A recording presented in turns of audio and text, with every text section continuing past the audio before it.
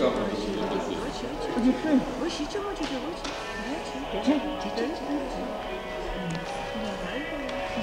visus biuletenius padaryti.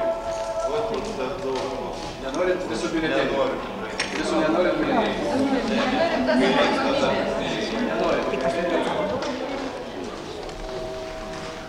Aš tikiuosi, kad visi sąmoningi Lietuvos ir tikintieji, ir netikintieji, kurie gyvena mūsų krašte, aišku, užbrauks žodį ne ir pasipalik žodį taip. Nes aš kaip vyresnis žmogus jau esu gyvenęs laisvoj Lietuvoj ir žinau, ką reiškia laisvė, ką reiškia vergovė. Vergovė, sakyčiau, panašus gyvenimas galbūt į vištos gyvenimą.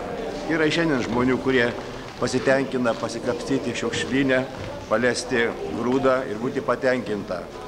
O štai laisvas žmogus yra kaip aras, kuris nori skraidyti, pats savo kurti ateities gyvenimą ir štai laisvai dirbti, kovoti ir kurti savo gražesnį gyvenimo ateitį.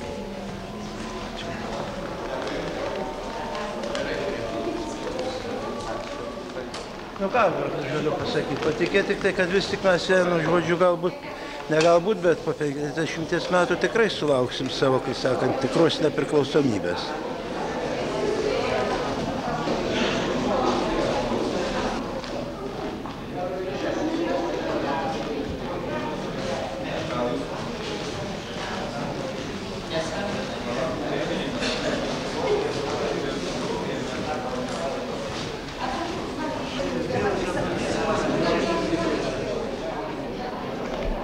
Balsuoju už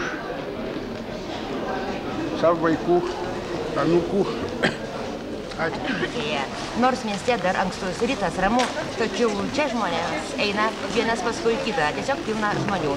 Kalbame su šios apylinkės komisijos pirmininku Arvydu Vanagu. Šiandien kaip niekad žmonių aktyvumas matosi. Tiesiog prieš atidarant apylinkę, prieš 7 valandas jau turėjom 5 ar 6 žmonės atėjo, žmonės laukė, neskubėjo į darbą. Dabar jau pusė 10 kažkur buvo atbalsavę apie 23% žmonių. Tiesiog eilutė. Visi žmonės eina taip aktyviai, noriai.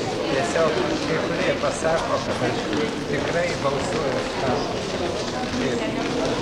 Ir įvairūs žmonės. Ne tik mūsų lietuvių, bet ir rusų, lenkų. Netgi buvo į papildomą sąrašą žmogus atėjęs, buvom neradę, tikrina. Žodžiu, malonu dirbti ir taip. Būna tokių netgi atvejų, kai žmogus persiregistravęs tenai kažkur yra pasako, kad čia nebus. Tiesiog malonu. Tikriausiai iki šios dienos vasario 9-osios jau irgi nemažai žmonių yra balsavusių. Taip, taip pat galima pasakyti, kad niekad taip nebūdavo, kad prieš oficialius rinkimus kiek būtų žmonių. Balsavo virš 340 žmonių prieš rinkimus. Kam reikėjo išvažiuoti, taip pat ne tik ir lietuvių buvo įvairių. Kaip matau, pas jūs viskas vyksta sklandžiai, kažkokių tai nesusipratimų turbūt ir nebuvo. Kol kas nėra susipratimų. Žmonės